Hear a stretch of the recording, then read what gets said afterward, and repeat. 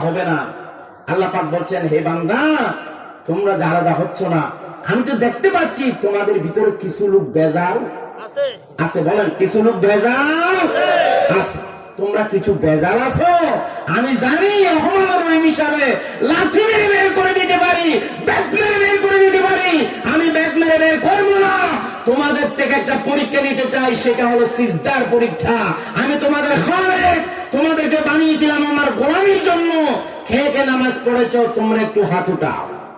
এই কথা বলার পরে আপনারা নামাজিরাও হাত উঠে ফেলছে, বেনামাজিরা সবার আগে উঠে দিচ্ছে। ঠিক কিনা? আরে যারা বলেন ঠিক কিনা? এখানে আপনাদেরকে আমরা হাত উঠে ট্রেনিং দিই, সবাই হাত উঠে বলছে। আল্লাহ বলছে, তাহলে তোমরা কি নামাজি? এখন খুব কেয়ার করে, বেনামাজি যার চেহারা কালো, ওদের কোনো চিহ্ন ছকছক করছে না, সেও কিন্তু হাত উঠেছে, আমি নামাজি। আল্লাহ বলছে, বান্দা, একটা পরীক্ষা দিতে হবে। বলছে যে আল্লাহ পরীক্ষাটা করে ব্যাপার না। আমরা বেজাল পরীক্ষা দিতে কত পরীক্ষা দিছি আমরা, অসুবিধা নাই, পরীক্ষা দেব। আল্লাহ বলছেন, সিজদার একটা পরীক্ষা হবে, আমার একটা সিজদার পরীক্ষা দিবে। আল্লাহ রাব্বুল আলামিন বলেন, কিয়ামতের ময়দানে আল্লাহ পাক রাব্বুল আলামিন হাসরের মাঠে বান্দাদের থেকে একটা সিজদার পরীক্ষা নেবে। আপনারা হাসরের ময়দানে যে যেখানে আছেন সেখানে দাঁড়াবেন, কাতারে কাতারে দাঁড়াই গেছে আল্লাহর সিজদা দেওয়ার জন্য। আল্লাহ পাক বলছেন, ও বান্দা, একটা সিজদা দিবা আমার হাসরের মাঠে। আমি রব্বুল আলামিন যখন আমার পায়ের নলা থেকে নূরের পর্দা সরাবো, তোমরা সকলে আমার একটা সিজদা দিবা। আল্লাহু আকবার। আল্লাহ পাক কোরআনে কারীমের সূরা কলমের 42 নম্বর আয়াতে আল্লাহ বলেন, ইয়াউমা ইউকশাফু আন সাকিন ওয়া ইউদআউনা ইলাস সুজুদ। কোরআন আছে না নাই? আল্লাহ পাক বলছেন, কিয়ামতের ময়দানে আমি যখন পায়ের নলা থেকে কুদরতি নূরের পর্দা সরাবো আর তোমাদেরকে বলবো আমারে তখন সিজদা দিবা, তখন সবাই মিলে আমারে সিজদা দিবা। এই সিজদার পরীক্ষাতে যারা উত্তীর্ণ হবা তোমরা জান্নাত পাবা, আর সিজদার পরীক্ষায় যারা ফেল করবা তোমরা জাহান্নামী হবা। আল্লাহু আকবার। পরীক্ষা কার?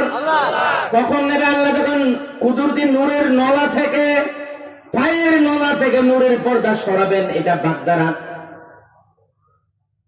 একটা হাদিসের বাগদারা। ইয়াউমা ইউকশাফু, খাশফুন মানে খোলা, আন সাকিন মানে নলা থেকে, কুদরতি নলা থেকে যখন খুলবেন সেই দিন পর্দা। ওয়া ইউদআউনা ইলাস সুজুদ, বান্দাদেরকে বলবেন সিজদা দেওয়ার জন্য। আহারে বেনামাজিরা বলছে আজকে সিজদা অবশ্যই দিমু। হুজুরদের কথা আগে না মানিলেও হাতের ময়দানে মানব। আজকে আমাদের হুজুরের মতো করে চলবো, একদম ভুল হবে না। একদম এদিকে আমার টানিস না, হুজুর ছেড়ে দেব না, ইমাম সাহেবকে ছেড়ে দেব না, আলেম ওলামা ছেড়ে দেব না, দাড়িওয়ালা ছেড়ে দেব না, টুপিওয়ালা ছেড়ে দেব না, এই নূরানি চেহারা মানুষগুলো ছেড়ে দেব না। আল্লাহু আকবার। বেজাল সিজদা দেওয়ার জন্য তারা রেডি। আল্লাহ পাক নূরের পর্দা সরালেন। আরে বাঁশি বাজানো হলো সিজদা দেওয়ার জন্য, আল্লাহ ডাক দিলেন। আরে ইমানদার বান্দারা আল্লাহু আকবার বলে আল্লাহর কুদরতি নলার উপরে পড়ে যাবে সিজদা দিয়া। বেনামাজিরা যেতে চায়, ওরা জানে না তাদেরকে পিছন থেকে কে জানে টেনে ধরেছে। আল্লাহু আকবার। খুব খেয়াল করেন, বুঝা যায়? আপনারা সকলে সিজদা দিচ্ছেন, নামাজ যারা পড়েছেন আপনারা সিজদা দিতে পারবেন, পরীক্ষায় পাস করবেন, আল্লাহর কুদরতি কদমের উপরে লুটে পড়বেন। বেনামাজিরা যারা দুনিয়াতে সিজদা দেয় না, তারাও সিজদার বেজাল দিতে চায়।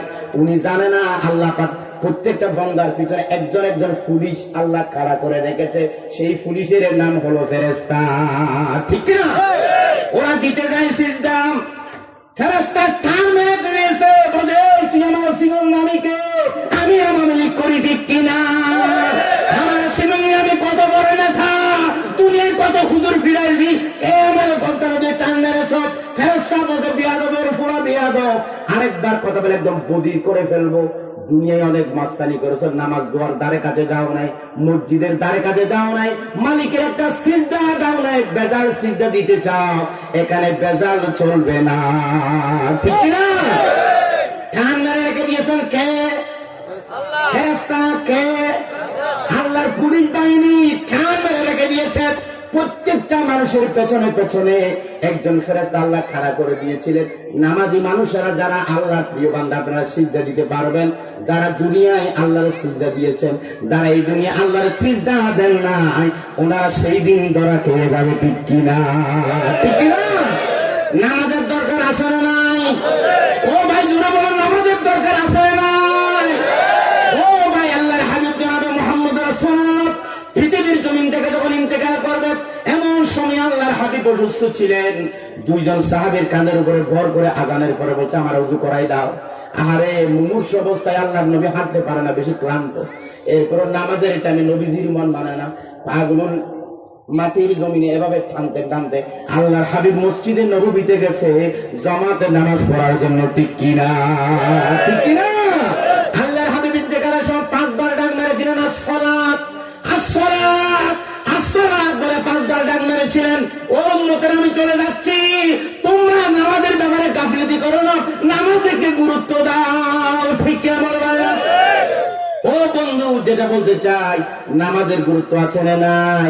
আমাদের দেশে এখন কিছু মানুষ আছে নামাজ পড়ে না, মসজিদে যায় না, ওরা হয়ে যায় বাবা, ওরা হয়ে যায় ফকির, ওরা হয়ে যায় দরবারের বাবা। ও দরবারের বাবা, আপনি ফকির সাহেব, কেন নামাজে যান না? বলে এই ওয়াদির ভিতরে আমি নামাজ পড়ি না। বাংলাদেশের হুজুরদের জমাতে হুজুরের পিছনে আমি নামাজ পড়ি না, দেওবন্দি আলেমের পিছনে আমি নামাজ পড়ি না। মসজিদে কেন যান না? নবীজির উম্মত আপনি, আপনি নাকি ইসলাম প্রচার করেন, আপনি নাকি আস্তানা বাবা হয়েছেন, বলছেন নামাজ আমি পড়ি না, আমি মদিনা গিয়ে নামাজ পড়ি, টাইমে টাইমে মদিনায় যাই নামাজ পড়ি। তারে জিজ্ঞাসা করতে চাই, টাইমে টাইমে মদিনা গিয়ে কেন তুমি ভাত খাও না? ঠিক কিনা? এই সমস্ত আস্তানা দাঁড়িয়ে দেওয়ার দরকার আছে না নাই? বন্ধদের আস্তানা বাংলার জমিনে হবে না। ফকিরালি করলে নামাজ পড়া লাগবে, ফিরালি করলে নামাজ পড়া লাগবে, দরবেশ হতে হলে নামাজ পড়া লাগবে, বাবা হতে গেলে নামাজ পড়া লাগবে। নামাজ ছাড়া কোনো বাবা দরবেশ নাই। ও ভাইয়েরা, আমাদের কিছু মুসলমানেরা দাঁড়িয়ে রাখে দরবারের খাদেম, দরবারের বাবা, তারাও নাকি ফাতিয়া করা, তারাও নাকি বিলাদুন নবী করে, তারা নাকি আশিকের রাসূল। আরে পৃথিবীর জমিনের সাহাবীদের থেকে বড় আশিক এই পৃথিবীর জমিনের নবীর আশিক আর হতে পারে না। ঠিক কিনা?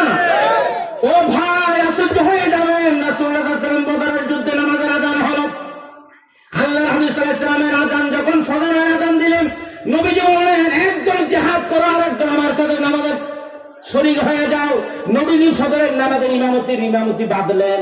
একদলকে বলছে তোমরা পিছনে নামাজ পড়ে মুক্তাদি বনে যাও, আরেকদলকে বলছেন তোমরা ময়দানে লড়াই করো। একদল এক রাকাত পড়ার পরে নবীজি বলছেন তোমরা আবার লড়াই করার জন্য ময়দানে চলে যাইও। যারা নামাজের ফজিলত, জামাতের ফজিলত পাই নাই, জিহাদ করেছে, যাদেরকে রেখে এসেছো তাদেরকে পাঠাই দিবা, তারা আমার পেছনে দ্বিতীয় রাকাত জামাতে নামাজ পড়বে। বদরের যুদ্ধের কথা বলে, বদরের যুদ্ধের মাঠে আল্লাহর হাবিব এক রাকাত করে নামাজ পড়াইছেন। ভালো করে খেয়াল করেন, এক রাকাত তারা নবীজির ভিতরে পড়েছেন, ওনারা আবার যুদ্ধের ময়দানে গেছেন। যারা পড়ে না তারা নবীজির ভিতরে দ্বিতীয় রাকাত পড়েছেন। নবীজির 2 রাকাত হয়ে গেল, আল্লাহর নবী সালাম ফিরালেন, বাকিরা এক রাকাত একাকি পড়ে 2 রাকাত করে সালাম ফিরালেন। আহারে, এই জিহাদের ময়দানে নবীজি নামাজ ছেড়ে দেই না। ঠিক কিনা? ও ভাই, দিন কায়েমের একটা কথা বলি,